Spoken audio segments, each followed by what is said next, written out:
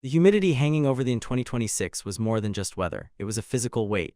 On the pit wall, the digital clocks counted down the final 4 minutes of Q2, and for the first time in nearly 2 years, the frantic noise of the GP paddock simply stopped. Every head in the garage turned toward the monitors. Every mechanic at KTM froze with a wrench in their hand. They weren't looking at the championship leader. They were looking at a blue bike with a sound that shouldn't exist, a deep, guttural V4 roar coming from a manufacturer that had spent decades swearing by the 4. At the center of this sonic storm was. For months, the whispers in the paddock had turned into a roar of criticism. Pundits called the V4 project a billion-dollar mistake. They said the king of late braking had traded his soul for a paycheck and a bike that refused to turn. But as the sun beat down on the Brazilian tarmac, something shifted. The telemetry didn't make sense. The sector times were turning purple, and wasn't just riding, he was wrestling a mechanical beast into submission. No one inside the paddock expected what would unfold next, and it would change everything for him, his team, and the trajectory of the entire 2026 season.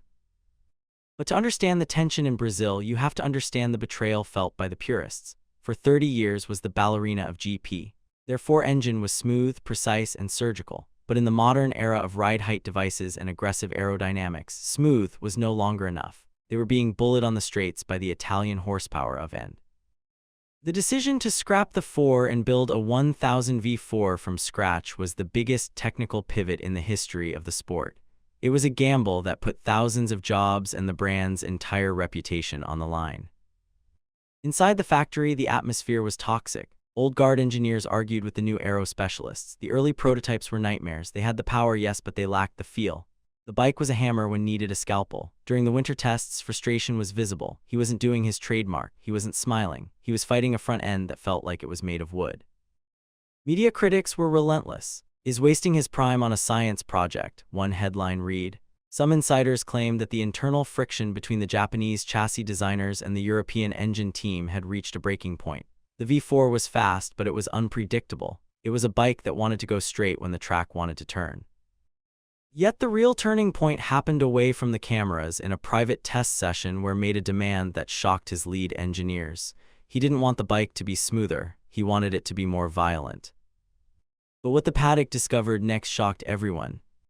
The 2026 Brazilian GP was supposed to be the final nail in the coffin.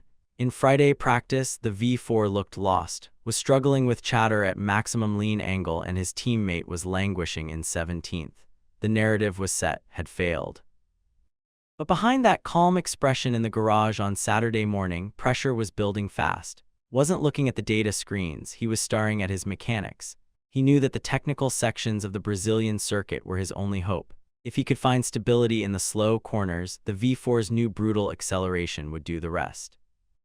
As Q2 began, the intensity shifted. There was no more cautious approach. There was no more learning phase. Emerged from the pits like a man who had nothing left to lose.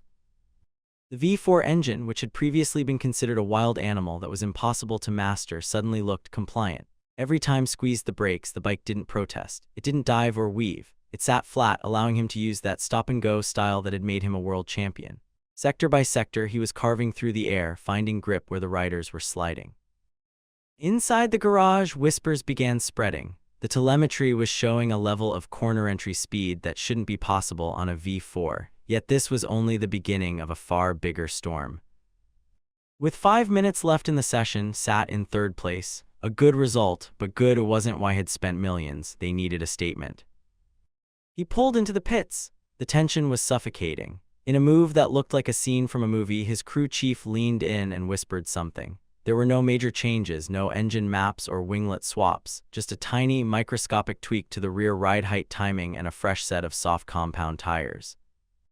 It was a hero or zero setup. If it worked, he'd have the grip to launch out of the final sector. If it failed, the bike would likely spit him into the gravel at 180.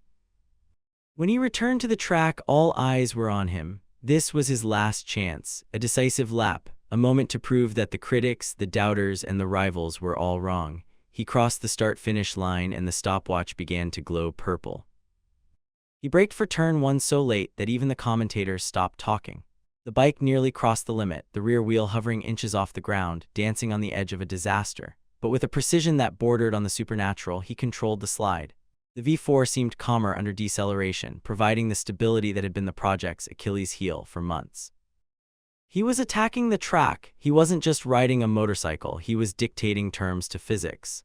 But as he entered the final sector, the section that demanded a perfect balance between speed and control, the dream almost turned into a nightmare.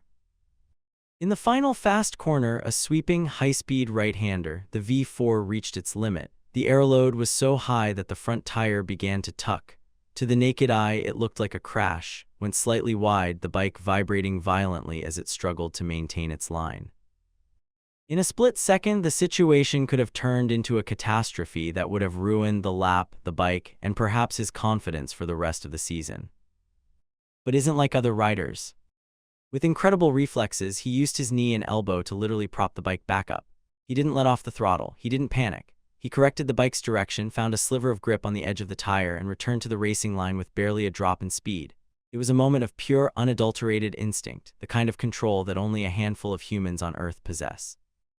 Coming out of the final corner, he opened the throttle fully. The V4 screamed down the straight, its 4 cylinders firing in a perfect, violent harmony. Everyone held their breath as he crossed the line. The time appeared P2.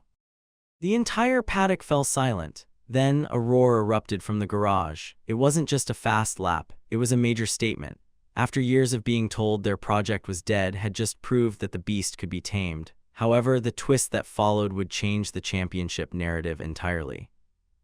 As rolled back into park, he didn't look like a man who had just finished second in qualifying. He looked like a man who had just won a war. The 2026 Brazilian GP had officially turned into a proving ground. This result wasn't just a number on a screen, it was a psychological blow to the rest of the grid. The riders, who had dominated the horsepower wars for so long, now had to face a that was just as fast on the straights, but piloted by a rider who braked like a demon. The V4 identity crisis was over. The adaptation era had begun. Rumors immediately began swirling through the paddock. Rivals were looking at this tail unit, wondering what secret tweak had allowed that final sector miracle. Mechanics from other teams were spotted lingering near the garage, trying to catch a glimpse of the exhaust configuration. But the real secret wasn't in the metal, it was in the man. And the V4 had finally found their feet, and in doing so, they sent a loud, clear message to every rider on the grid: we are coming for the crown.